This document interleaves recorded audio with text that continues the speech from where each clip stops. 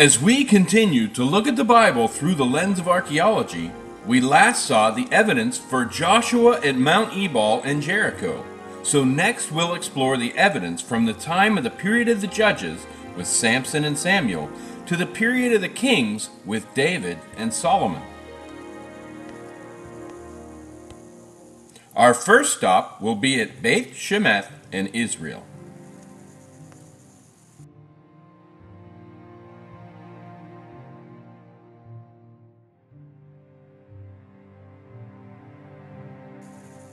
The book of Judges records that Samson killed a young lion barehanded.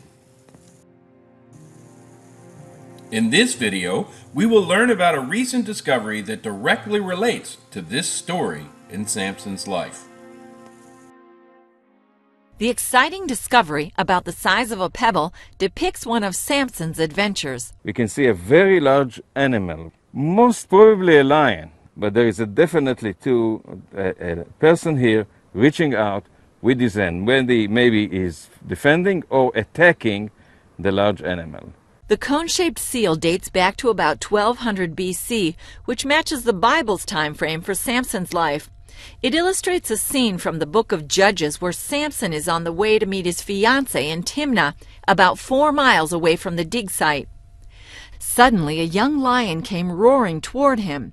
The Spirit of the Lord came upon him in power, so that he tore the lion apart with his bare hands, as he might have torn a young goat. Now, I'm not saying that Samson is depicted here, but definitely the myth or the legend is depicted here, so it's in the right place, the right scene, in the right time. This place is also of great archaeological interest for other reasons. It's where the Bible says the Philistines returned the captured Ark of the Covenant. So they put it on a cart with 2 cows pulling it, and the Ark went on the way to Beth Shemesh. Tel Aviv University archaeologists Dr. Zvi Lederman and Professor Shlomo Budimovitz have led the excavations here each summer for more than 20 years. A British group first excavated the site in 1911 against the backdrop of the growing popularity of Darwin's theory of evolution. They knew about the Philistines from the Bible, but they wanted to expose the realistic background of the Philistines, to bring the biblical stories alive. And people inhabited the area continuously for more than 1,000 years until the Assyrian king Sennacherib destroyed it in 701 BC. Today, modern Beth Shemesh is across the highway. Next summer, archaeologists hope to uncover more of a palace from an earlier era they think may have belonged to a mysterious female who ruled the Canaanites from Beth Shemesh. Julie Stahl, CBN News, Beth Shemesh, Israel.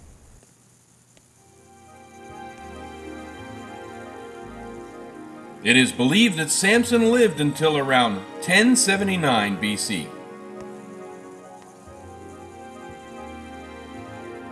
Now we will go back to the area around Nablus, Samaria.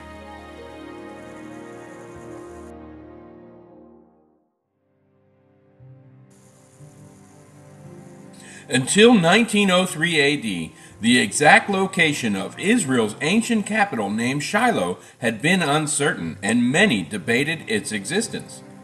Different ancient historians contradicted each other about the location of Shiloh, so scholars who actually believed in a place called Shiloh were unsure where it may be located until 1903. It was Professor Hirschman Tiersch who by accident discovered the ruins of Shiloh. The site is located east of Nablus, beside the traditional site for the tomb of Joseph, and near Jacob's well. Shiloh was where the people of Israel set up the tabernacle after entering into the land. Hannah prayed outside of that tabernacle for a son, and God answered her prayer with a son she called Samuel. Shiloh was where Samuel grew up with Eli and where he first heard the voice of God. Also, this would have been the site where Eli fell and died after hearing of the ark being taken by the Philistines. Shiloh is so well confirmed that it is now a major tourist attraction and archaeological park that attests to the biblical record. In this video, we will learn more about the discovery of Shiloh and how you can visit there today.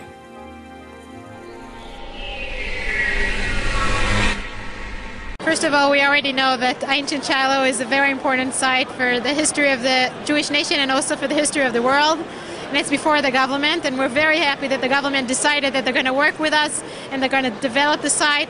The first thing that we're going to do is archaeology dig. We're going to expose the whole city, and we're going to build a very big visitor center for the thousands of people who are going to come and visit the site. We're very proud of the Israel government who made this very important decision. For those who aren't familiar, what is Tel Shiloh? Okay, ancient Shiloh was our first capital, the place of the tabernacle, the place where all the tribes got their land. This is where Tu B'Av, the Jewish love holiday, started. This is where Hannah prayed for her son, for Samuel. This was our first capital before Jerusalem. Shiloh is north from Jerusalem and east from Tel Aviv. It's about 20-minute drive from Jerusalem, 30-minute drive from Tel Aviv. And it's in the center of Israel where all the Bible stories happened.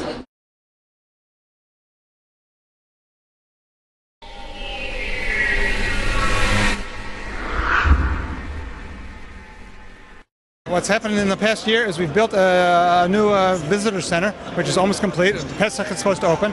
They've got a movie that will be shown with on the windows there, which are transparent and opaque. The movie will be shown, and as you hear the story, as you see the story, the movies become clear, and you see the place where the things actually happen. You'll see the Mishkan, you see the people and the places at the same time. Modern technology, multimedia, presenting a very, very ancient story. Tell us how you hope to connect people to the region, to the area through the story. And the story is one of the most famous stories in the Tanakh, the story of Hannah coming to Shiloh and praying for children. That's the reason thousands and thousands of people come to Shiloh. But now you'll actually be able to see the story, not in a movie somewhere else, but actually on the site where it actually happened. And people there see it and were able to connect to Hannah herself.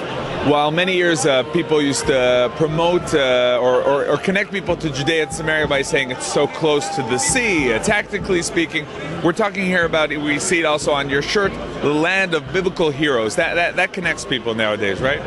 Okay, the truth is, in Binyamin is where most of the Tanakh actually takes place. Most of the stories are written are in the stories of Bethel and Shiloh. And the reactions? The reactions of people to be actually being in the site and actually feeling where things happened is always amazing. Jews, Christians, they all come. Here we see an aerial photo of Shiloh, and you can see the outline where the tabernacle stood. And this is where Samuel grew up.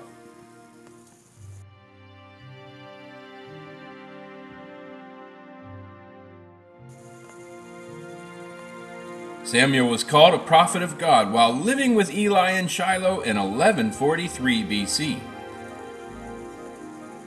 It is believed that Samuel lived until around 1010 BC. Next, we will look at a site located at the Valley of Elah in Israel.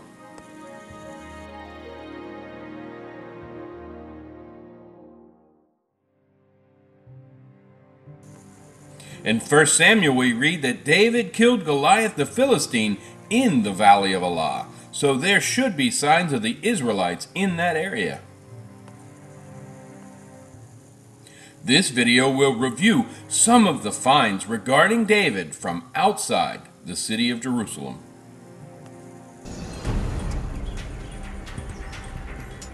Here in Jerusalem, his name is everywhere.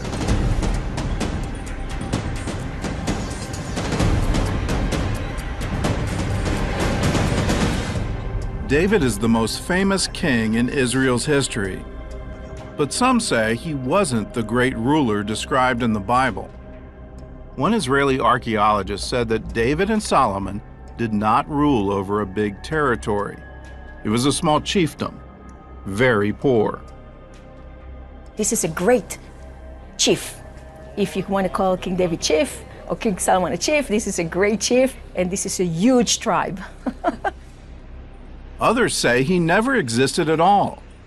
Even a professor of biblical studies who insisted, "I am not the only scholar who suspects that the figure of King David is about as historical as King Arthur." These guys said, well, they didn't have any historical memories, so David and Solomon are pure mythological figures. One by one, those archaeological memories are being uncovered, and all over Israel, excavators are confirming the biblical story of Israel's greatest king.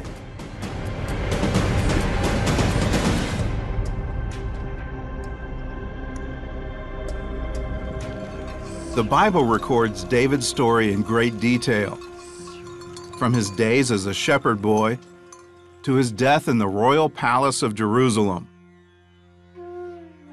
Today, you can walk in the same places where David walked, and they still have the same names as they did 3,000 years ago.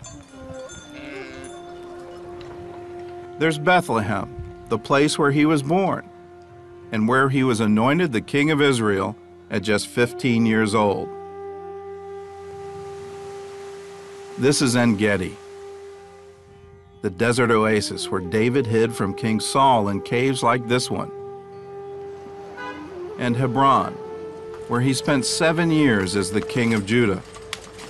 For centuries, the Bible was the only written evidence that King David ever existed.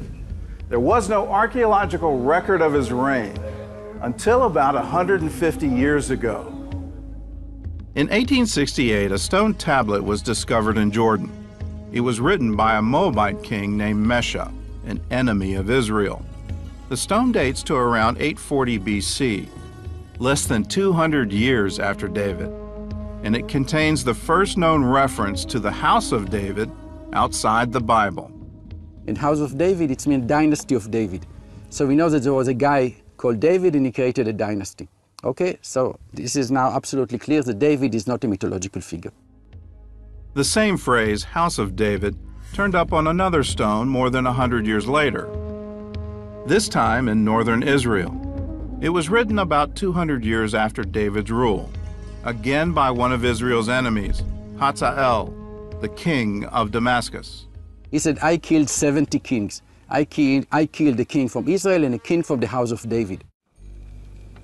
One of David's greatest victories took place here, in the valley of Elah.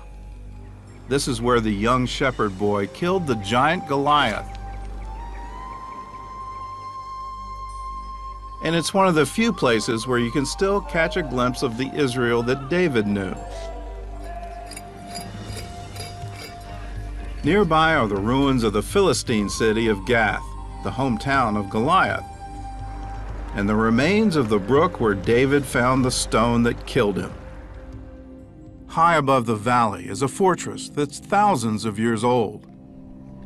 To the local Bedouin, this place is still known as Khirbet Daoud, or David's ruin. It's the only Iron Age city in Israel that's perfectly preserved and almost frozen in time. For us as archaeologists, this is one of the richest sites in Israel. This is like a biblical Pompeii. The Hebrew name is Khirbet Qeiyafa, or Fortress of Elah. Archaeologist Joseph Garfinkel first uncovered the city in 2007.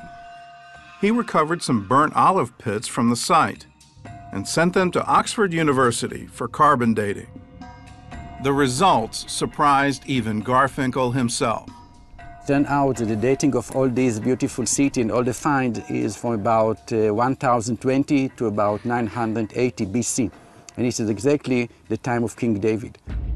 In David's day, the Valley of Elah served as a neutral zone between the Israelites and the Philistines. In Qeiyafa, which was right on the front lines, excavators discovered a large cache of weapons. We are sharing some light on the story of David and Goliath, that we are in the same location, in the same time, and the city is heavily fortified. We have all these weapons. So it's telling you that this was indeed an area of conflicts between two political units. In the Bible, this fortress is mentioned with a different name, Sha'araim, the city of two gates. In 1 Samuel 17, Sha'araim is the place where the Philistines fled after David killed Goliath. Sha'araim means in Hebrew two gates. In Khirbet Qeiyafa we have two gates. So if you take the biblical tradition, the location, the chronology, the meaning of the name, all these three aspects, you have fits Qeiyafa perfectly. Just 10 days after Qeiyafa was discovered, critics argued that it was a Philistine city, not a Jewish one. So Garfinkel went to work proving them wrong. What is the ethnic component of the city? I think that the city is Judean based on 4 arguments. His first argument is the city's design. We have a casement city wall and houses abutting the casement city wall. This is known from 4 other sites, so now we have 5 sites. All these 5 cities are in Judah. None of them is in Philistia. So this is really typical Judean urban planning. His second argument is the animal bones found in the city. All of them strictly kosher. We have sheep, goat, cattle, but we have no pigs and no dogs. And in Philistine sites, they consume pigs and also dogs. Up to 20% of the animal bones in Philistine sites are pigs, but here nothing. Point 3. This pottery shard, also known as an ostracon. It's the earliest example of Hebrew writing ever unearthed. On it are written commandments to worship the Lord and to help widows, orphans, and slaves. It started with the word al ta'as, which means don't do. And ta'as, to do, is only in Hebrew. It's not Canaanite and not Phoenician. The absence of idols also points to a Jewish city.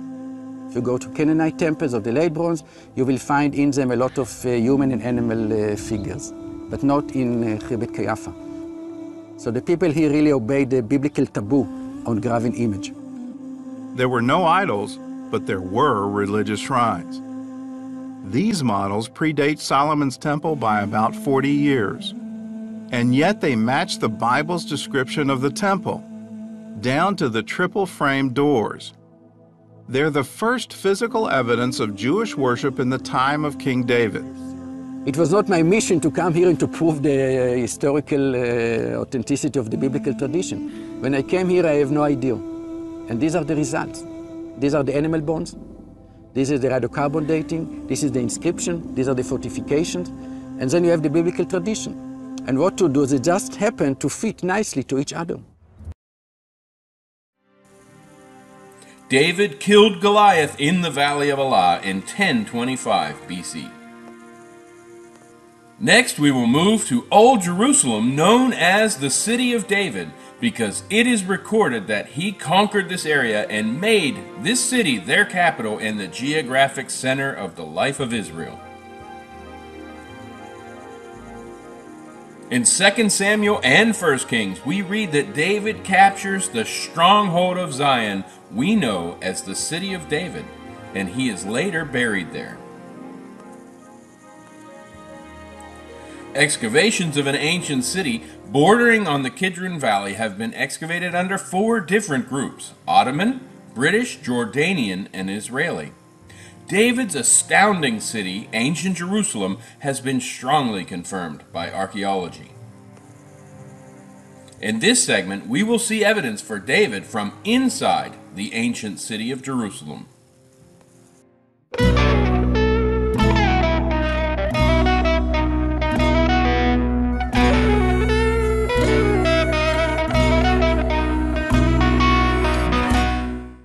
I'm standing with Doron Spielman, who's the Senior Director of the City of David. City of David is directly to the south of the Old City of Jerusalem. It's an archaeological wonderland where the Jewish roots of the presence of the Jewish people in the land of Israel is being uncovered all the time. Doron, thank you so much for spending time with us today. Where are we right now? We're in a restricted zone. We went over some funny rocks over here. Where are we? What are we doing here? Yishai, if there is a center of the world, and within the center of the world there's Jerusalem, you are very close to the founding of actual Jerusalem. We are standing on stones with walls around us, on bedrock, which used to be underneath my office. Meaning this, 5 years ago, I worked about 25 feet over our heads in a little wooden office. This was solid ground. Until one day, about 5 years ago, Dr. Eilat Mazar, who works with the Israel Antiquities Authority, she came into my office and she said, Doron, I want to show you a picture. She took out a picture and laid it on my table. It was this picture of this pillar head. She said, Doron, do you know what this is? I said, Eilat, everyone in Israel knows what this is. It's on the 5 shekel coin. I brought a 5 shekel to show you. See? 1 to 1, baby, 1 to 1. All right, 5 shekel coin, I see that. Okay. So what is it, a 5 shekel coin? Why did this make the 5 shekel coin? Everywhere in Israel you go, where there's a palace from one of our kings, David, Solomon, and afterwards, we have found these pillar heads, meaning these adorned the top of beautiful pillars. She lays this picture on my desk and says, Doron, in the Jordanian phase, when the Jordanians occupied Jerusalem, this was found in the City of David. I said, Eilat, everybody knows this. What's the story? She said, listen, I drew a line from where this was found, showing how it must have rolled down the hill, and the place it originated from is underneath your office. Now, Yishai, when she said that to me, I was 25 feet over our heads, and I remember tapping the floor with my foot, saying, there's no way King David's palace is beneath my feet. She said that King David's palace was here. And that launched an excavation which uncovered perhaps the most important archaeology ever connecting our people to Israel. King David's palace, those are big words. Those are three big words. And when you say King David's palace and the fact that you're finding it here, that just says that Jewish history is real, that it happened here, and that there was such a person, there is such a hero, there's such a leader. And that's something that we're going to explore today. You're going to show us around a little bit about the city of David. You're going to show us the beauties of this site, and you're going to also show us how this has become such a mainstream concept in the story of modern-day Israel. Well, I'll tell you, when Eilat came here and we dug down, she found all around me these walls, massive dress stones which were cut with tools. Underneath these stone walls, she pulls out pieces of pottery which date to the Jebusites. And if you look at who King David captures Jerusalem from, he captures it from the Jebusites.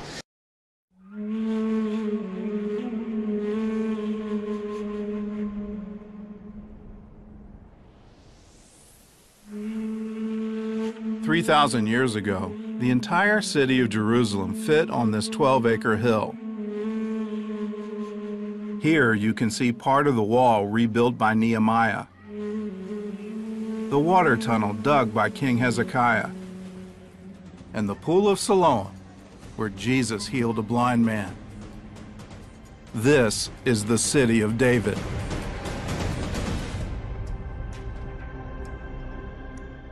Welcome to the City of David. Good morning. My name is Miriam. Today, it's one of Jerusalem's top tourist sites, with close to 500,000 visitors every year. This is one of the most exciting places on earth. People from all over the world come to this place and for the first time understand that what they're reading in the text matches the archaeology in the ground. The City of David is more than just a tourist attraction. It's also a live archaeological dig. The Bible says this is where King David built his palace, and one archaeologist says she's found it. For Eilat Mazar, digging is a family affair. In 1948, her grandfather, Benjamin Mazar, was the first archaeologist to get a digging permit in the new state of Israel. And when the Israelis recaptured Jerusalem in 1967, he started excavating the area around the Temple Mount. His granddaughter Eilat was working by his side when she was just 11 years old. What I've learned from him, the major thing is that the Bible is part of our historical sources to be used and restudied and re-examined again and again. It doesn't object in any way to our scientific archaeological capability of using the best methods for excavations. It goes side by side and it fits beautifully, and it should. Like her grandfather, Mazar is uncovering the Jerusalem of the Bible, layer by layer. In 2005, she started digging in the city of David with one goal in mind. King David's palace. Well, I had my assumptions based on the evidence at that time. And then when I started the excavations, it was, of course, an open question. It wasn't long before she found what she was looking for. We saw the large walls of some structure, but they were so large that I said, wow, okay, forget about King David's palace. We're talking about a fortress here. We realized that this structure, as monumental and impressive as it is the first structure ever built in that spot. So the question, who built this structure and what was this structure built for? Mazar soon found her answer. We've got a marvelous, marvelous historical source, which called the Bible. The core of historical events surely are there. 2 Samuel 5:11 says the Phoenician king Hiram sent messengers to David and cedar trees and carpenters and masons, and they built David a house. So it's a palace fortress, well built, for good reasons. This is most probably the palace that King Hiram built for King David. We know its date, which is around 1000, which is the time of King David. The Phoenician style of construction is quite emphasized. The Phoenicians are great builders, as we learn from our excavations in Phoenician sites. Inside, the team found more evidence of royalty, from ancient seals used by court officials to a variety of carved ivory utensils, too expensive for a regular home, but perfect for a palace. The major part of this structure is still hidden, needs to be excavated. What we have in hand is less than a quarter, I would say really much less. We will now see a virtual reconstruction of ancient Jerusalem from the pre-temple period.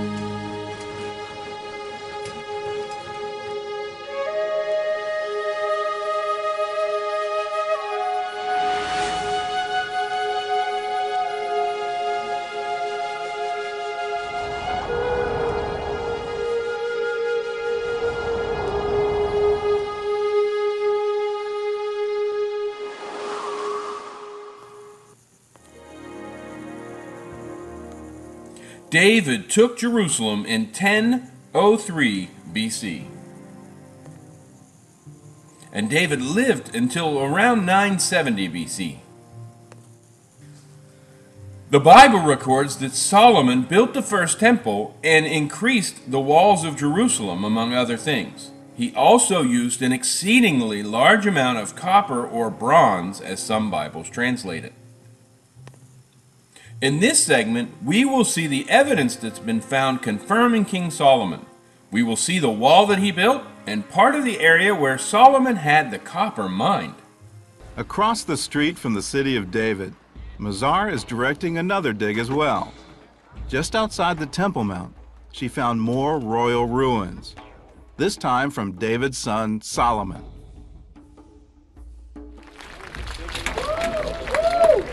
In 2010, excavators revealed a giant wall more than 220 feet long and almost 20 feet high. Mazar says this is the city wall described in 1 Kings 3, which says that Solomon built the wall all around Jerusalem. It connected David's old city with Solomon's new temple. We can really say that the biblical description of King Solomon building the wall of Jerusalem around suits so well what we see. This is the only place that a fortification line is needed. It's surrounding that area. It connects to the Temple Mount. It's everything that fits the biblical story. Critics were quick to dispute Mazar's conclusion, but she had carbon dating on her side. Pottery shards found at the ground floor dated to the 10th century BC, when Solomon was king. Sometime in the late 10th century, early 9th century, the king of Jerusalem built a most highly skilled fortification that indicated it's a strong regime, centralized, with great abilities. But then we have this biblical story that tells about King Solomon doing the same thing.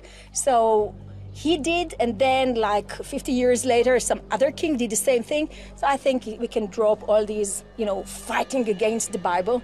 The reality was that the sophisticated fortification was built by King Solomon. And this is only part of it, and it's very impressive. Inside the wall were more clues pointing to King Solomon. 1 Kings 4:7 says that he had 12 governors who provided food for the king and his household. And inside the gate, Mazar's team found evidence of their work. Jar handles with seals inscribed, "To the King." and large clay jars for storing grain. Mazar believes they came from the royal bakery. On one of the vessels, there is an inscription, incision in ancient Hebrew, saying that Lesar Ha'o, meaning to the minister that was in charge of the ofim in Hebrew, which bakery. Biblical skeptics suffered a devastating blow this Monday, October 27, 2008, when the prestigious Academy of Sciences reported that an international team of archaeologists has uncovered the copper mines owned and operated by the biblical King Solomon in the ancient mining and metallurgy district in southern Jordan. The study, supported by grants from the National Science Foundation and the National Geographic Society, is led by Thomas Levy from the University of California at San Diego and Mohammed Najjar of Jordan's Friendships of Archaeology.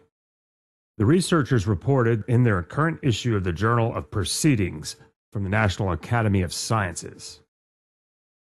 Now, according to the Bible, God chose King Solomon to build Jerusalem's first temple. Hundreds of tons of copper were given to the project, as well as smaller amounts of gold and silver. The temple I am going to build will be great, because our God is greater than all other gods. But who is able to build a temple for him, since the heavens, even the highest heavens, cannot contain him? He made a bronze altar 20 cubits long, 20 cubits wide, and 10 cubits high. He made the sea of cast metal, circular in shape, measuring 10 cubits from rim to rim, and 5 cubits high. It took a line of 30 cubits to measure around it. Some English versions of the Old Testament use the word bronze instead of copper as a result of a mistranslation, the archaeologist Levy said. King Solomon and his father, King David, would have had to have ruled Israel during the 10th century BC, scholars all agree. Now, industrial-scale metal production was occurring at the site in Jordan in 10th century BC, according to the study's carbon dating of ancient industrial mining debris and analysis of the settlement's layout. We have conclusively shown that Iron Age chronology of this region has to be pushed back another 300 years, said lead author Thomas Levy, an anthropologist at the University of California, San Diego. The shift in estimated Iron Age dates means that the Jordan copper mine would have had to been in operation during the reigns of Kings David and Solomon. If he built the temple during the 10th century BC, according to the Bible, he had to bring a lot of copper to Jerusalem, and the copper had to come from somewhere, said Amahe Mazar, an archaeologist at the Hebrew University in Jerusalem, who was not involved in the study. It is reasonable to figure the copper came from the closest known source, the contemporaneous site excavated in the area the Bible calls Edom. Now we have to address many of the questions about the relationship between the Bible text about this region and those centuries and the archaeological record, Levy said. Levy said in a university statement, this research represents a confluence between the archaeological and scientific data and the Bible. Once again, the Bible is supported by the evidence.